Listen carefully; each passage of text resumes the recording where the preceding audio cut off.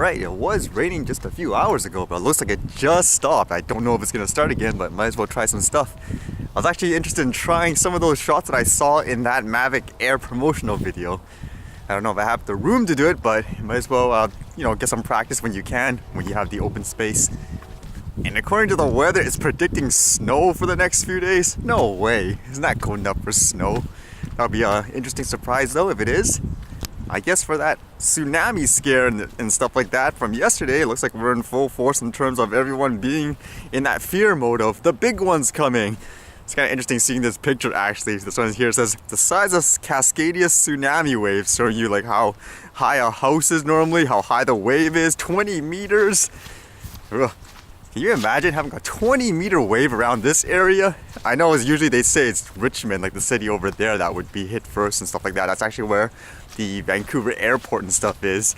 I'm still thinking of that scenario though. If something like this happens and you have the resources like a drone to use it, should you use it or say no because Transport Canada says you don't use it even if you're not getting any help or anything like that in the area? Okay, that was cut really short. It just started to rain again, so I was like, oh, back down we go. Didn't really get a chance to test out what I actually wanted to do. I was going super slow at first just to kind of figure out how I should be flying it, but then when the rain came, I was like, okay, just to quickly do it. Not sure if I can fly it again. Maybe over there it won't be as raining as much. In terms of stories today, I read this one here about someone apparently being charged for flying a drone in the national park. It says, Calgary man first to be fined for flying in Banff National Park. As it says here, it was one of those glorious December days skating on Two Jack Lake, perfect for a photo and video, until his passion for the perfect overhead shot resulted in his becoming the first person fined for flying an unmanned aerial vehicle in Banff National Park. It was one of those days where you have crystal clear ice, maybe 6 inches thick, and you can see right to the bottom of the lake, he said. And like the mindset of most people, he just said, I wanted to take some footage and capture some memories. In my opinion, there's nothing wrong with that if it's perfectly safe. And apparently there was a inside joke here. It said basically he was dressed up in an Edmonton Oilers jersey and he was in Calgary. And for those who don't know, they have a huge rivalry, especially like when it comes to hockey. So it makes me wonder, is that the reason why people were so upset about him? They're like, hey, look at that, it's an Edmonton guy. It says apparently 2 skaters had called in complaints to the park service that someone was flying a drone in a national park, which is illegal without written permission. And as a result, a warden came, I guess, and he asked him, hey, what do you got in the bag there? And apparently he said he got a drone and he basically fined him. It does say too that if you want to fly in national parks, then it's on a case-by-case basis. You need to get written permission and stuff like that. So you could fly it. I guess you just need to ask them ahead of time, like, hey, is it okay for me to do this? That's different than, to my understanding, than needing an SFOC or anything like that. Although it does say written proposal, so it's not exactly like you just phone up and say, hey, I'd like to fly my drone today, can I do that? So you have to give them some kind of, I guess, detailed plans. And as usual, I'm always interested in hearing what the public reaction is. Like this one here says, I hope they confiscated the stupid drone and destroyed it. Those things are so annoying. They should just ban them altogether. And in national parks at that, I wonder if Alberta is the only province where dumb things like this happen, probably. And then, people also say things like, well, if you agree with that, then should they ban things like helicopters, like what the guy said, because apparently there's things like helicopter tours and stuff like that around the area. I mean, that's a fair question, isn't it? If you think that little thing is super annoying and all that, then shouldn't that something bigger be even worse? I mean, for me, it's just about being fair. If you say this one form of whatever thing in the sky, taking videos and stuff, is super deadly and all that, then technically everything else should be too. Because I would ask, why the bias, honestly?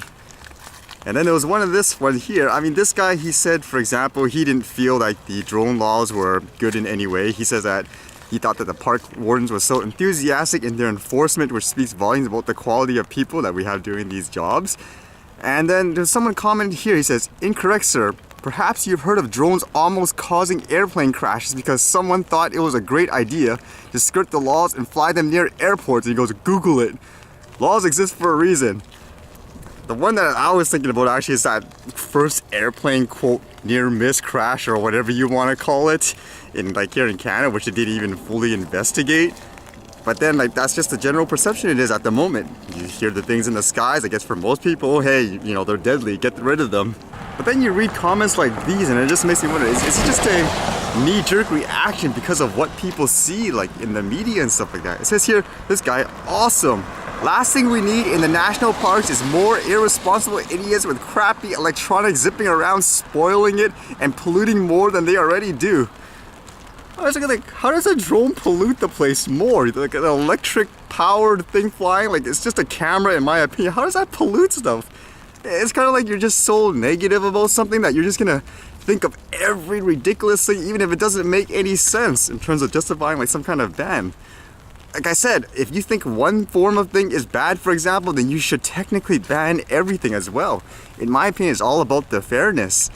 So out of curiosity, I just decided to let me see what kind of helicopter tours there are around the area. And I believe this is one. It says here Alpine helicopters.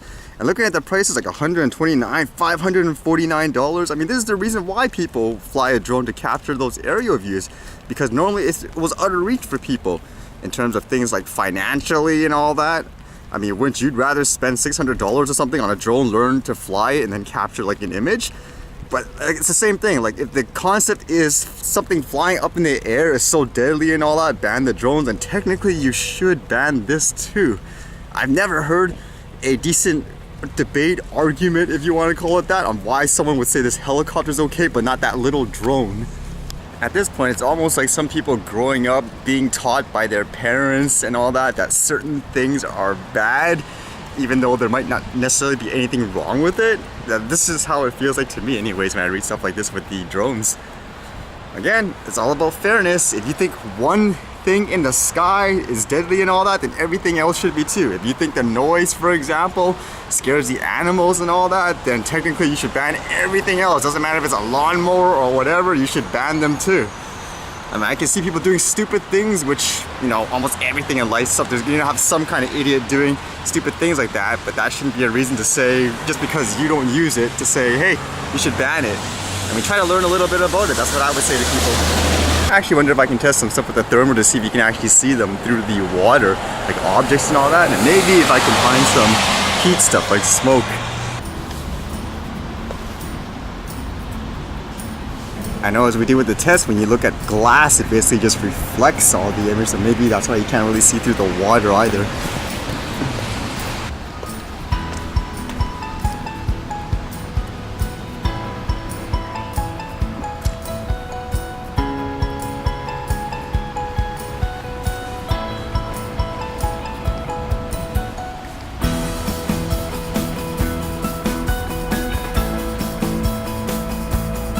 Yeah, it looks like it's all reflections when you look in the water, at least from what I see here anyways.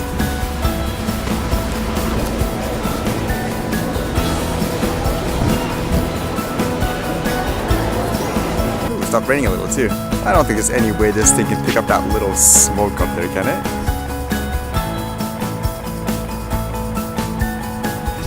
Or maybe it can. Although I can see some way up high in those buildings over there, I don't think again that would be possible.